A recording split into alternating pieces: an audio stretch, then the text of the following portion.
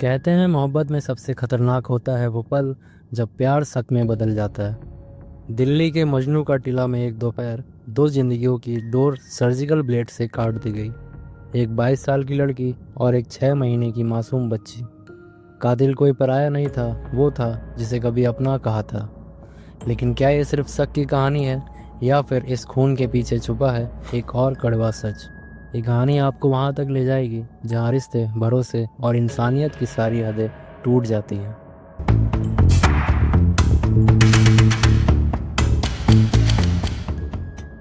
साल था 2023। जगह थी उत्तराखंड का हल्द्वानी शहर। यहीं पहली बार सोनल और निखिल की मुलाकात हुई।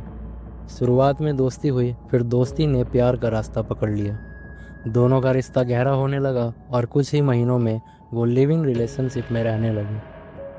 लेकिन इस प्यार की बुनियादें कमज़ोर थी। ना उम्र सही थी, ना हालात। ना तो शादी हुई थी और ना ही भविष्य की कोई ठोस योजना थी। इस दौरान सोनल गर्भवती हो गई। दोनों के पास ना पैसे थे, ना ही कोई काम। आखिरकार जब बच्चा हुआ तो दोनों ने फैसला किया कि जिसकी शायद कभी भरपाई नहीं हो सकी। उन्होंने अपने नवजात बच्चे को 2 लाख रुपए में बेच दिया। ये सौदा अल्मोड़ा में हुआ था, जो उत्तराखंड में ही एक शहर है। कहते हैं किसी रिश्ते में जब पहली गलती माफ़ हो जाती है तो अगली गलती की गुंजाइश खुल जाती है। बच्चे को बेचकर मिले पैसों से निखिल और सोनल दिल्ली आ गए। वो वजीराबाद में रहने लगे, फिर मजनू का टीला में शिफ्ट हो गए। लेकिन पैसे कितने दिन टिकते।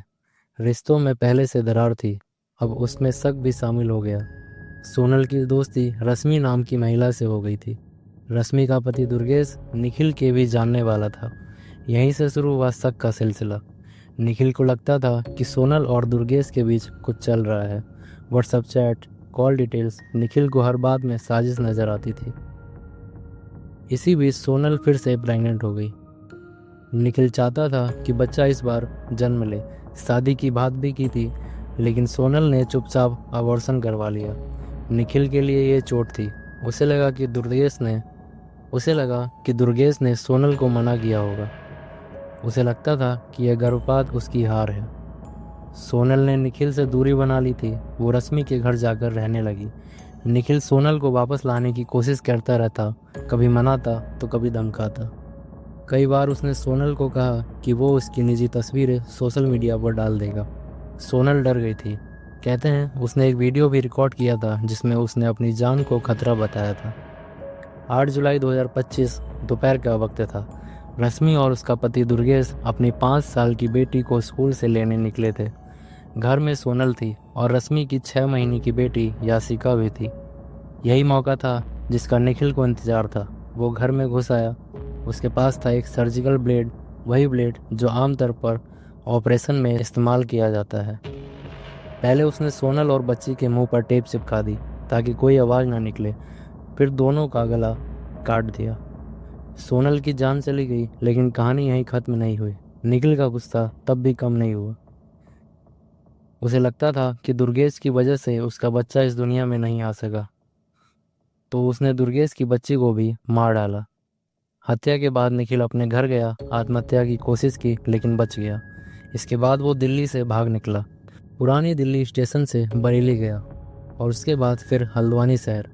उसने बनबसा बॉर्डर के रास्ते नेपाल भागने की भी योजना बना ली थी, लेकिन पुलिस ने उसे ट्रेस कर लिया। हल्द्वानी में एक दोस्त के घर जब वो दोबारा लौटा तो पुलिस ने उसे दबोच लिया। पूछताछ में निखिल ने अपना जुर्म कबूल कर लिया।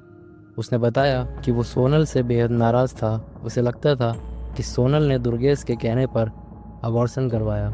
पहले बच्चों को बेच देने का पछतावा भी था। शक और गुस्सा, बदले की भावना, इन सब ने मिलकर एक वैसी कातिल बना दिया। मजनू का टीला में हुआ ये डबल मर्डर महज एक आपराधिक घटना नहीं थी। ये एक आईना है जो हमें दिखाता है कि प्यार में जब शक बदलता है तो उसका अंजाम कितना भयानक हो सकता है। ये कहानी सवाल छोड़ जाती है, क्या भरोसे की जगह शक आने लगे तो क्या हम सच में इंसान रह जाते हैं या फिर हैवान बन जाते हैं। आशा करते हैं आपको ये वीडियो पसंद आई होगी। तो ऐसी ही और स्टोरी देखने के लिए लाइक करें, शेयर करें और चैनल को सब्सक्राइब करें।